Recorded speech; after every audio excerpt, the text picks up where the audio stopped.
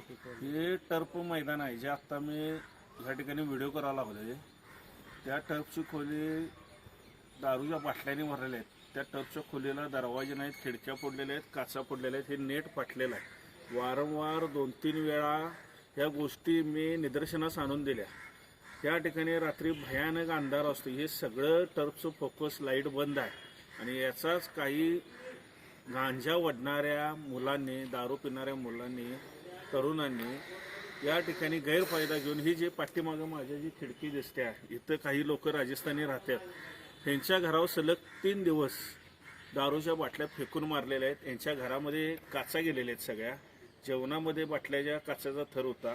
काल रात्री इथं राहणारे स्थानिक नागरिक MSCBला काम करतात ते कुलदीप पाटील हे मला सलग 2 दिवस बोलवत होते की म्हणत होते की आम्हाला त्रास व्हायला लागलेला आहे, बाटल्या फेकून मारायला लागलेल्या आहेत, आमच्या समोरच प्यायला बसत आहेत. पोलिसांना फोन केला की पोलीस वेळेत येत नाहीत आणि याचा अनुभव काल मला स्वतः आला.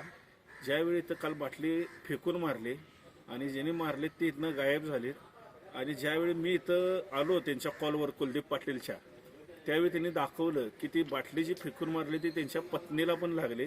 तिथं कदम म्हणून राहतात त्या महिलेला पण बाटल्यांचे थर लागला आणि त्या किचनमध्ये, इथं किचन आहे, या किचनमध्ये जेवणामध्ये फरशीवर सगळीकडे बाटल्यांच्या कासा फुटून पडलेल्या होत्या.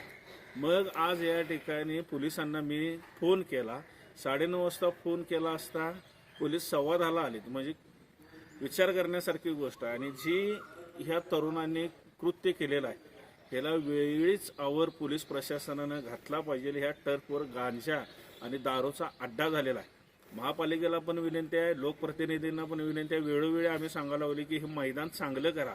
या ठिकाणी आमच्या बुधवार पेठेतले खेळाडू घडले पाहिजे. पण ह्या ठिकाणी तरुण पिढी व्यसनाच्या या गांजाच्या आहारी चाललेल्या आहे. तर अशा विळख्यात अडकलेल्या लोकांना बाहेर काढलं पाहिजे आणि पोलिसांनी संध्याकाळी किंवा दिवसा या ठिकाणी गस्त लावली पाहिजे. जे कोण असतील त्यांना इथून गांजा वडणाऱ्यांना तुम्ही कारवाई केली पाहिजे आणि गांजा कुठून येतो या बुधवार पेठेमध्ये ह्या टर्फवर त्या व्यक्तीवरही कारवाई झाली पाहिजे अशी इथल्या नागरिकांची मागणी आहे. लाईट पण इथं कुठं काढायला नाही, इथं कोपऱ्यात लावलं तिकडे इथं काढल्यावर काय येतो एकत्र गेलं ते एकत्र राहत काय